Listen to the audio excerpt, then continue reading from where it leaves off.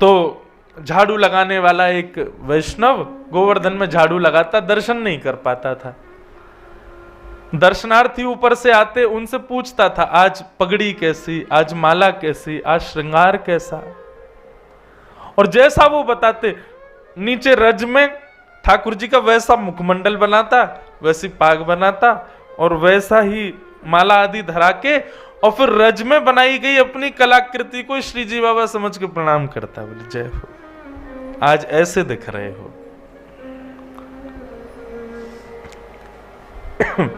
एक दिन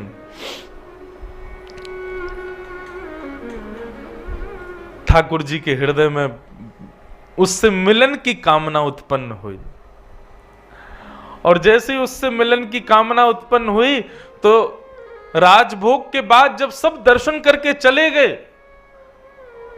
पूरा गोवर्धन खाली हो गया, सब लोग जाकर शयन चले गए। 1-2 बजे सब सो जाते हैं दोपहर में। उस समय भी वो झाड़ू लगाने वाला वहीं बैठा, रज में जैसी उसने आकृति बनाई थी ठाकुर जी की, उसी का दर्शन कर रहा था, चिंतन कर रहा था। आज ऐसा पिछौड़ा होगा, ऐसी पाग होगी, ऐसे कुंडल होंगे, ऐसी माला होंगी, और बस इसी प्रकार से चिंतन कर रहा था। तभी नेत्र खोल करके उसने ऊपर गिरिराज पर्वत पर जब मंदिर के पास देखा तो ठाकुर जी की मोतियों की माला चमक रही है, पिछौड़ा चमक रहा है, सिर का मुकुट चमक रहा है, और ठाकुर जी जैसे वो एक पांव से उछल के बालक खेल खेलते हैं ना, खाने बना के एक पांव से कूदते हैं, क्या बोलते हैं आपके यहाँ? हमारे यहाँ उसको ती बोलते हैं। हाँ, सब जगह अलग अलग है। वो ऐसे डालो, फिर एक पांव से पकड़ो। कब से तो खेला ही नहीं, बचपन में खूब खेलते थे। हाँ, अब की बार लाल जी के उत्सव में एक दिन वो खेल भी खेलेंगे। हम लाल जी के उत्सव में सब करवाएंगे, लाल जी खूब प्रसन्न रहे। तो ऐसे श्रीनाथ जी अपनी एक टांग पे उछल रहे थे गिरिराज पर्वत पे, एक पांव पे उछल रहे, एक पांव ऊपर कर रखा, और पांव पकड़ के वो करे, अरे कोई अयो भैया मेरे कांटों लग गए हो, मुझे को बहुत पीड़ा है रही है, नहीं जल्दी आओ। अब वो नीचे बैठा वो बालक, वो देखे ये कौन है, अरे ये तो मुकुट धारण किए हैं, ऐसी सुंदर बेनी गूथी भैया, इतनी सारी माला, पिछोड़ा, अरे ये तो ठाकुर जी जैसा श्रृंगार है, ये कौन है।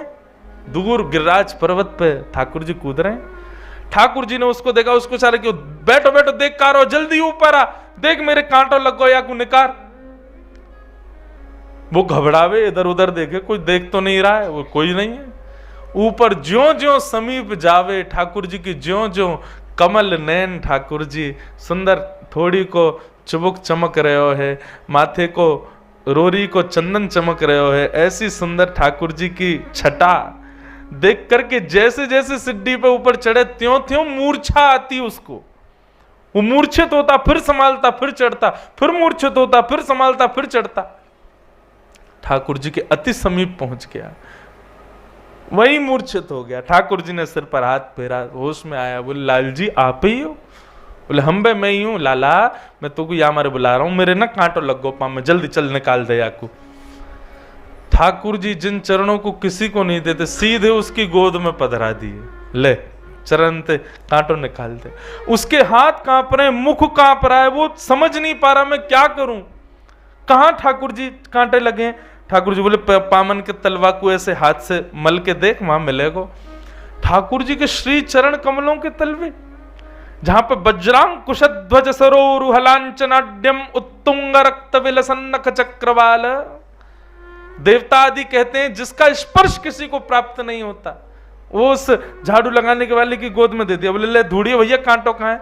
वो देख रहा है, तभी उसको मिला। बोले हाँ जय जय मिल गए वो कांटो। बोले इसको निकाल दे।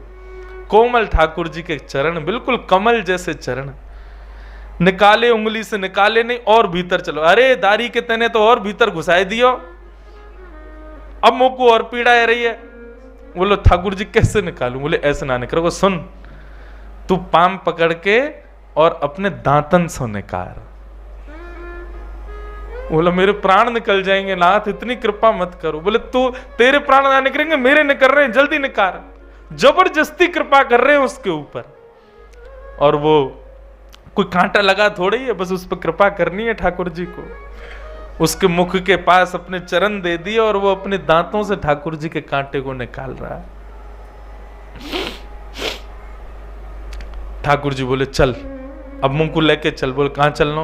बोले आज गोविंद दास अपनी खिरक में दाल बाटी बना रहा है, बाकी दाल बाटी खावे जाऊंगा मैं, चल ले चल मुंह को। अरे ठाकुर जी, ये सब गोविंद दास आदि अष्ट सखा, ये लोग बड़े अपरस में रहते हैं, शुद्धता पवित्रता का बड़ा ध्यान रखते हैं। आप मेरे से छुप गए हो, ये भी इनको पता चल गई तो मुझे मार देंगे महाराज जी।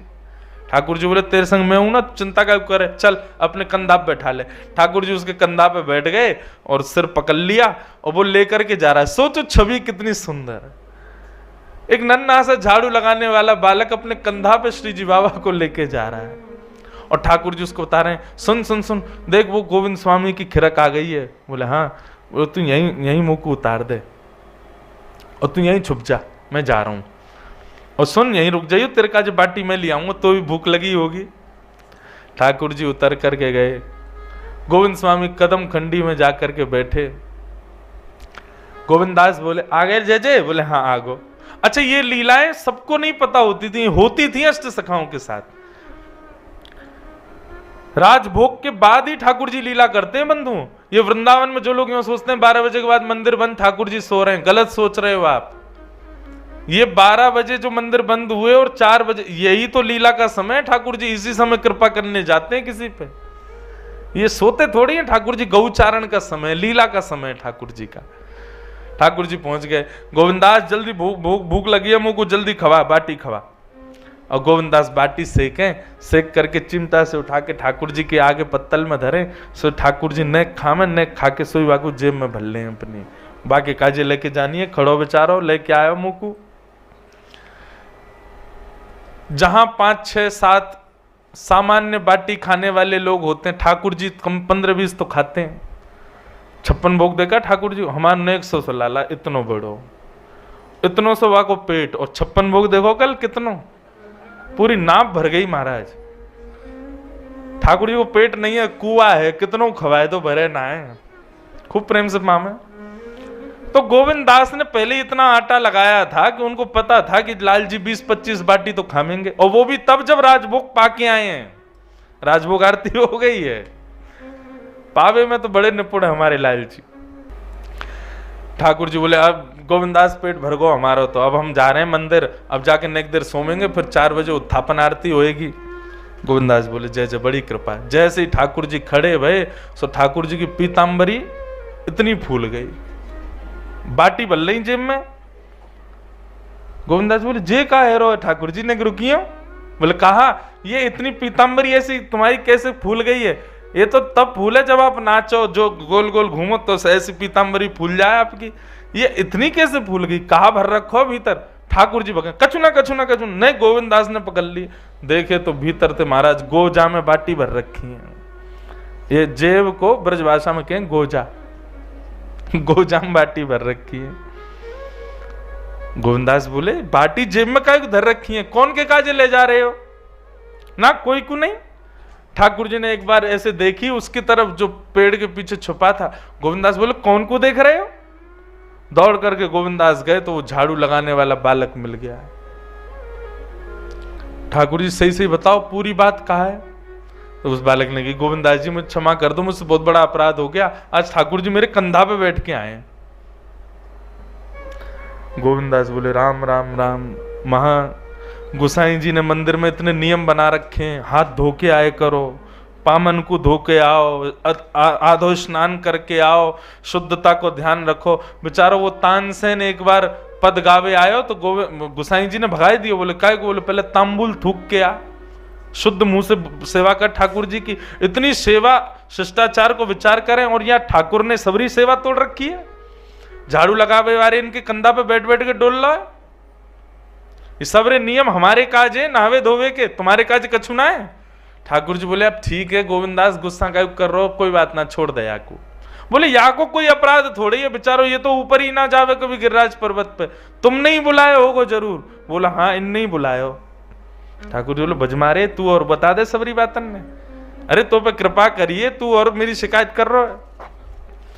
गोविंदास बोले ऐसे काम नहीं चलोगे। ठाकुर जी बोले बता कहा करूं? गोविंद कुंड में स्नान करो। स्नान करके ऊपर जाओगे। ये बड़े 3-3 बार नवा नवा के हमको बड़ी अपरसता को बात बतावे, ठाकुर जी के सामने शुद्धता से जाओ, पवित्र, अब खुद अपवित्र हो ना के जाओ। ठाकुर जी बोले देख भैया, सर्दी को समय, कैसी ठंडे कोहरा पड़ रहे हैं, सूर्य के दर्शन ना भाई 4 दिन आते, तू मुझको कुंड में नवावेगो, ऐसा मत करे। चल मैं एक काम करूं, मैं आचमन कर लूं। अपवित्र पवित्रो वा सर्वावस्थांगतो पिवा यह स्मरेत पुंडरीकाक्षम सबाई अभ्यंतर शुचि। ऐसे जल छिड़काव करके व्यक्ति पवित्र माना जाता है। ठाकुर जी गए गोविंद कुंड पे जाके जल लेके अपने नाम से अपने आप को पवित्र कर रहे हैं। यस्मरेत पुंडरीकाक्ष सबाई अभ्यंतर शुचि। इतने में गोविंद दास पीछे से गए, धक्का दे दियो ठाकुर जी को, गेड़ दिए गोविंद कुंड में। ठाकुर जी महाराज गोविंद कुंड में डूब रहे हैं, तैर रहे हैं। बोले हे गोविंदा, तो देख लूंगा मैं आज। गोविंद दास की बात मान के ठाकुर जी बेचारे गोविंद कुंड में नहा लिए, दौड़ करके मंदिर में गए। जैसे ही उत्थापन आरती भई सो देखी ठाकुर जी के सर्वांगीण अंग से जल चुचा रहा है। गोसाई जी बोले जय जय, इतनी सर्दी। आपको पता है श्रीनाथ जी साल में 3 या 4 बार स्नान करते हैं बस, तो बाकी के दिन गीलो कपड़ा करके पहुंच दिए जाए। बेचारे नेक सो सब बालक है, रोज रोज नहावेगो तो बीमार पड़ जाए वो, इसलिए रोज रोज केवल पहुंचा जाता है। बाकी जन्माष्टमी, स्नान पूर्णिमा आदि 2-4 साल में दिन है, उनमें स्नान करते हैं।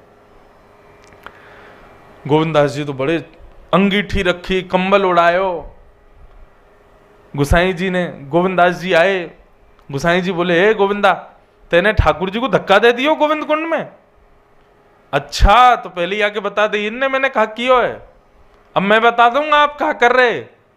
ठाकुर जी सारो कहने नहीं नहीं नहीं, तू मत बता बे, मेरी शिकायत मत करे भैया गोविंदा, तू मेरो प्रिय ना है, मेरी शिकायत मत करे। गोविंदास जी बता दी। बोले गुसाई जी ये झाड़ू लगावे वालो बालक है, वह कंधा पे बैठ के घूम रहे, इनने शुद्धता पवित्रता का विचार नहीं किया, इसलिए मैंने गोविंद कुंड में धक्का दियो।